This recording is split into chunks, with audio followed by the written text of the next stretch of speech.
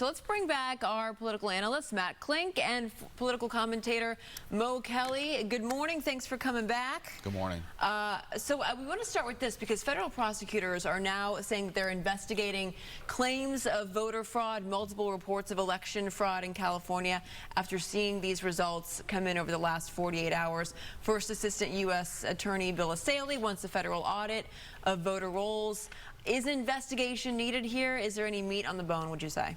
Well, what's the predicate for the investigation? Is it suspicion, or is it politics, or is it something else? Now, me personally, if you want to conduct an investigation and you want to make these accusations, you better have substantiation afterward. Right. You know, not just the investigation, or it corrodes at our whole relationship with democracy. Yeah, I mean, he talks about, Asaley himself talks about an investigation into someone who went to Skid Row and the woman pled guilty for registering voters, unhoused people on Skid Row. There's some concern about registered voters at homeless shelters as well. Yeah, and concerns about ballot harvesting and those types of things. I mean, if we're all about transparency, is it better that we just do an audit of the voter rolls and say, hey, everything is on the up and up, don't worry about it? Yeah, well, ballot harvesting is legal in California, so we're allowed to do that. I mean, look, when the Democrats control everything,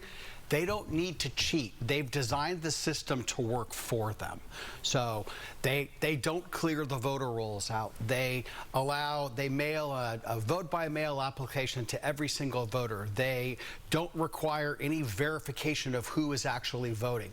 You know, there is fraud in every election across the United States, but it's never large enough to overturn the results of that election. So I would say if they're going to investigate, show me the proof that fraud exists, and then you've got something. But right now, the system is working as the people who designed it intended. But then to Mo's point, you know, President Trump has been describing this election process in California as rigged, as crooked. Even if there is no evidence of voter fraud, words matter. You can't start with a conclusion and then try to work your way back. Now, if you have evidence and you want to use that as the predicate for the investigation, by all means. But you can't start with saying there was fraud. Just look at it. And to Matt's point, when you talk about fraud, we have to talk in the range of tens of thousands of votes just in the mayoral race. You know, that's not even talking about the other races. And it can't be just fraud when you want it in this particular election and not the other ones on the same ballot. Yeah, you're saying it has to be some vast scheme to or a combination of vast schemes. Yeah, but again, I mean, does this shake confidence if California is denying the federal government from trying to do an audit when they said, if you want to be transparent, then, and we're the most transparent state in the nation when it comes to our voting system, why not say, sure, let's open the doors, let's see what's in our closets, everything is fine, nothing to worry about, and let's just move on. Bob, you're spot on, and look, the ultimate challenge here, I think Californians have been sold the bill of goods. We have made access to the ballot really easy. Bravo for California. We should also expect a timely count, because the space between the votes being cast and no information and then a winner declared and you're talking weeks later, that gives people who don't have the best intentions in mind the ability to start to raise these concerns. I saw social media, Spencer Pratt got no votes in the latest vote count. Completely false. He got votes every single vote count. They just weren't enough to overcome Nithya Raman and Karen Bass. So the silence is not your friend, and just like nature abhors a vacuum, so does politics. Californians need to demand more timeliness, and that's on the people in Sacramento to get that done. Well, there's something to be said for about trying to fill in the gaps of ignorance. There are a lot of people who are complaining and alleging fraud who don't understand the process in the first place. And if you don't understand how the process is supposed to work or the time frame in which it's supposed to work, and your mind immediately goes to fraud, it's not then incumbent upon the state legislature or state officials to say, you know, this is how it's supposed to be done. There is a way to find out how these things are done. And at the end of this investigation, and if you don't find fraud, then it's incumbent upon the investigators to say, no, we've investigated and we've not found any fraud. Out and say that. Exactly, not just leave it hanging. Right. But it also depends on patterns, too. And this is the kind of pattern that we've seen for years, for many, many elections here in Los Angeles and California, is where these mail-in ballots come in and it changes the game. Correct. And that's just the way that, I mean, look, after COVID, the election rules changed. It used to be you had to request an absentee ballot because you weren't going to be here on election day. Now every voter just gets one. So we never purge the voter rolls. So there's a lot of dead people. There's people at multiple addresses, people in other states that still get ballots because the Secretary of State won't clear out the voter rolls. So there's a lot of things that could be done to make this process work better. And where people get suspicious, California won't share its SNAP rolls with the federal government. And now there's claims of massive fraud in California's food stamp benefits. Now you look at the voter rolls. There's a pattern and a practice here of California not wanting to say, we are transparent, we have an open book, come and take a look. That's what breeds suspicion, and it breeds suspicion from Republicans in particular. So a lot of the people who are claiming fraud are Spencer Pratt supporters. We're still waiting to hear from Spencer Pratt this morning. Let's move on to the election, the results as it stands of this morning. And we did hear from both Mayor Bass and Nithya Raman. They are clearly already getting ready for this general election campaign. Both of their statements are dueling arguments against each other. Nithya Raman, you heard her. She says if you don't like the status quo, she's essentially saying, I'm your candidate. What's interesting there, which other people would point out, is she's been on the council for quite some time, and she did not do well in her own district. How do you square that? She has to reinvent herself, reintroduce herself in many ways, not only to the people of her own council district, but to Los Angeles more broadly, because there are a lot of people who are just now getting to know her. Now, we're politicals, we do this stuff every single day, so we're not unfamiliar with her. But for most people, she's not a household name.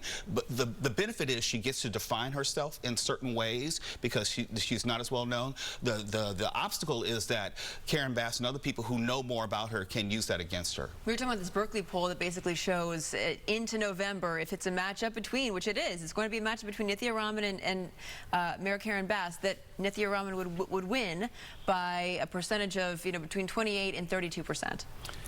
Yeah, look, polls are like perfume. They're meant to be smelled, not swallowed.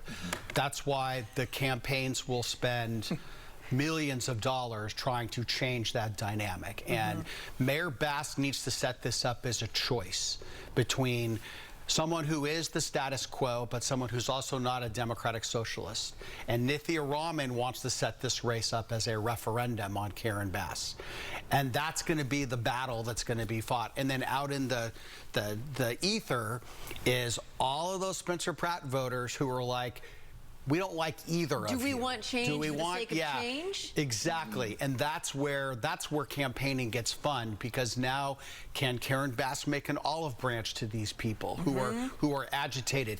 Can Nithya Raman say, I'm not Karen Bass, I'm different, vote for me, ignoring the fact that her policy ideas are pretty radical?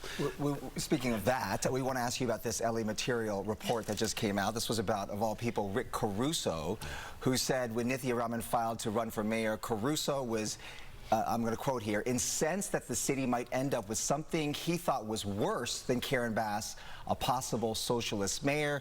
The article goes on to say he was in his tracksuit and he thought to himself, should I go run down and start and file myself? And he said there was just not enough time to file for that. What's your take on this? Going back to the fires, when Rick Caruso was out there, and he was one of the leading voices and the loudest voices as far as criticism of how the fires were handled, it said to me that he was campaigning without actually campaigning and getting in the race. I thought he was going to get in the race at some point to either become mayor or governor. I don't know why he didn't get in, because I know we would be having a very different conversation if he did get in. Yeah. Bob, it just sounds a little too scripted. Rick Caruso's in his tracksuit and he's going to say, I would love to see that. When I first read it, I was like, this is sourced by what? Right, did he lace up the hokas and he's ready to go? I mean, come on. I mean, he made his decision. He did have buyer's remorse. He should have done it. but you know, I don't know why he didn't. We talked about this, that he may or may not be kicking himself right now. And we'll never know. Speaking of kicking yourself, can we ask you about Measure ER? Because when we last saw you, you were kind of rounding the bases a little bit here. This, of course, if the viewers don't know, it would increase the sales tax to fund local health departments and services. And it looks like it was going to be a no on the sales tax. And now, as all of these other ballots that we've been talking about have been coming in, it's now yes. Bob, you're poking the sore spot today. No, it's brutal. We just like Spencer Pratt, we saw that the vote totals get closer and closer. They passed us yesterday. So the taxes will be up 1/4 cent. They say it's temporary for 5 years. I don't know much in government that is temporary. They usually tend to continue temporary. But in some cities, the taxes will be well into 10%, over 11% in some cities. So not a ringing endorsement. The yes side spent $10 million. I think we spent less than $10,000, and it barely passed. And you're saying that there's another measure that's coming in November, too, that could even push that even higher. Yeah, there's another City of LA tax measure being proposed that would add another ½ cent. You know, our pockets are deep, so the elected officials. They're getting pretty empty. Yeah. I would say. All right, Matt, Klink, Mo Kelly, thank you for your insight as always. Always a pleasure to have you gentlemen on. We appreciate it. Thank you. Thank you. Be right back.